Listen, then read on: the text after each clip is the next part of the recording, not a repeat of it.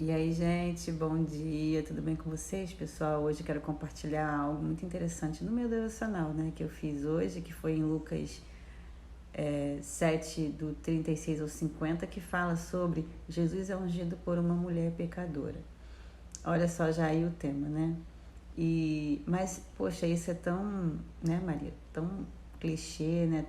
A gente já escuta isso há tanto tempo, mas, gente, hoje eu tive um despertar. Olha como o olhar de cada um é interessante, né? Eu vi que esse texto, ele tá lá em Mateus e ele também tá lá em Marcos. Mas como eu tô lendo Lucas, eu comecei, né, meu devocional vai ser comentado em Lucas, mas eu não deixei de observar o comentário dos outros, não, o texto dos outros autores, né, que é Mateus e Marcos também, para comparar qual foi a abordagem. E muito interessante, eu vou compartilhar com vocês o que me chamou a atenção. Aí, gente, eu fiquei observando a forma de cada um falar, né, abordar, o jeito de cada um abordar. E também observei em que eles estavam dando ênfase. Na verdade, eu nem estava procurando isso, eu simplesmente estava com o coração e a mente aberta para ver, que, né? E aí eu pude observar isso, a forma de cada um falar e o que eles deram ênfase. Enquanto Marcos e Mateus deram ênfase para o desperdício, né, de um perfume caro, porque conta a história de uma mulher que cumpriu todo um ritual de um convidado quando chega numa casa de uma pessoa, né, de um anfitrião. E aí ela cumpriu todo um ritual e inclusive ela derramou um perfume caríssimo nos pés dele. Só que os dois autores lá olharam pelo valor, né, segundo ele usou o argumento do desperdício, enquanto Lucas não deu muita ênfase para isso. E Lucas, né, como eu comentei, Lucas é o livro que eu tô lendo. Então, ele não trouxe uma abordagem nesses tópicos, sabe? O que você está fazendo? Tá desperdiçando? Tá isso, tá aquilo. Não trouxe com esse olhar, né? Ele simplesmente contou o que ela fez. Ele simplesmente relatou os fatos, né? Mas o que eu quero te chamar a atenção com isso? É algo que me chamou a atenção, porque assim, todo mundo, né, a gente, quantas coisas são feitas na vida? Eu estou me referindo a empreendedorismo, ao que você quer fazer na vida, sabe? Às vezes você está aí querendo fazer alguma coisa na vida, ou um concurso público, sei lá. Pensa numa coisa que você quer fazer. Só que você fica pensando assim, ó. Eu não vou fazer porque já tem fulano fazendo, tem tanta gente no mercado fazendo. Isso, você coloca um monte de desculpas. Já parou para pensar nisso? O que eu estou querendo dizer é que aqui tem um mesmo texto, mas com o olhar de cada um. E a mesma coisa acontece com quem está nos vendo. E aí, gente, eu quero te convidar a refletir sobre o que você hoje tá deixando de fazer. Eu não sei você, mas sabe, uma hora a gente cansa de não ser ninguém, de não ser ninguém assim, no sentido de você não entender que você é alguém, sabe? Que você é um filho amado, que você tem um propósito aqui, que você é uma semente que vai dar fruto. Por que você não tá dando fruto? Eu não sei se você para fazer esse tipo de reflexão, sabe? Poxa, por que minha vida não tá indo pra frente? Por que não tá prosperando? Por que eu não consigo resultados diferentes de ontem? Você já parou pra pensar nisso? Gente, isso incomoda, isso traz uma parada de inconformismo. Então, se você tá assim, às vezes você nem sabe que tá assim por essa razão. Então, eu já quero te cutucar aí, sabe? Já quero te dar um chutinho aí para você começar a despertar. Então, talvez pode ser isso. Pensa sobre isso. Às vezes você precisa despertar, né? Quero falar com você aí que nem sabe o que está acontecendo contigo. E assim, eu tô falando de tudo, sabe? Eu tô falando de corpo, alma e espírito. Às vezes a pessoa só cuida da alma, às vezes só cuida do corpo, às vezes só cuida do espírito, sabe? O que eu tô querendo dizer? Às vezes a pessoa só cuida do físico, às vezes a pessoa só cuida do emocional e às vezes ela só cuida do espiritual. Mas por que não cuidar dos três? Né? Por que não dá uma atenção para os três? Porque senão você vai ficar deficiente e vai começar a ficar disfuncional. Porque é isso que acontece com a gente, né? Então, eu quero te convidar a refletir sobre isso. Número 1 é para você que não sabe nem o que está acontecendo contigo, está totalmente perdido. Começa a pensar sobre o que você pode fazer. O que você está fazendo? Relata aí, escreve, faz alguma coisa para você entender o que está faltando, o que está te trazendo, cutucar dentro de si mesmo, o que está te trazendo inconformismo, o que está te trazendo essa falta de paz, o que está te trazendo essa dor que você nem sabe o que é.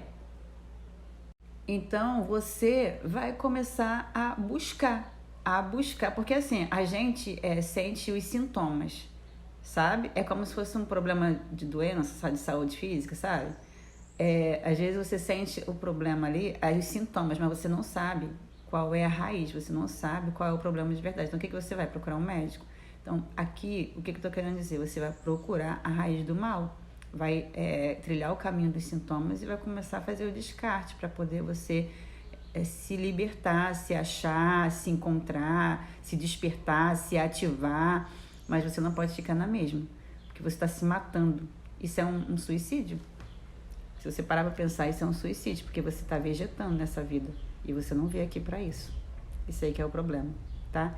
E a gente vem pensando sobre isso, então eu preciso compartilhar isso com você, porque talvez seja isso que esteja acontecendo contigo. Ou talvez você seja a pessoa que já está num caminho andado em relação a isso. Você já se cutucou, você já se entendeu, só que você não está sabendo como sair do lugar. E a questão é começar, gente. Começar, tem que começar alguma coisa, tem que começar. E quando começar, foca naquilo ali. Foca até você ver os frutos, sabe? Porque senão você vai ficar pulando de galho em galho e também isso desmotiva muito. Isso satura. Então, como você ser produtivo? Se propõe a fazer aquilo que você se propôs, sabe? Faz o que você se propôs a fazer naquele dia, hoje. Não se compara com os outros, né? Tem muito isso no mercado, não vou fazer. Testa o seu jeito, sua forma de fazer, sabe? Tem tanta coisa e você às vezes está parado aí esperando porque não consegue se destravar. A palavra é essa. Então se destrava fazendo, iniciando, testando. E, gente, não fica parado. É tempo de realmente... E quando eu falo, gente, foca, sabe? Não é pra você ficar a eternidade com aquilo ali, não. Porque, assim, a vida é feita de fases, né? Então, às vezes, você tá numa fase que você precisa fazer aquilo ali. Que aquilo ali tá fazendo mais sentido. Mas é sempre importante você entender que quando aquela fase terminar, você vai fazer algo novo, sabe? Então, tá entendendo como você precisa se autoconhecer, como que você precisa aprender, como que você precisa... Porque senão daqui a pouco começa um vazio que não faz sentido e você ficar procurando preencher aquele vazio, e aquele vazio é falta de autoconhecimento. E aí, aonde é o vazio? Tá entendendo? Então o autoconhecimento vai te ajudar a descobrir aonde é o vazio, onde está o vazio, se é no corpo, se é na alma, se é no espírito. Você não está se sentindo bem fisicamente, emocionalmente ou espiritualmente. Então aí você vai começar a prosperar. E prosperar, gente, prosperar é crescer. A gente não pode esquecer disso. Então, crescer todos os dias. Tá bom, pessoal?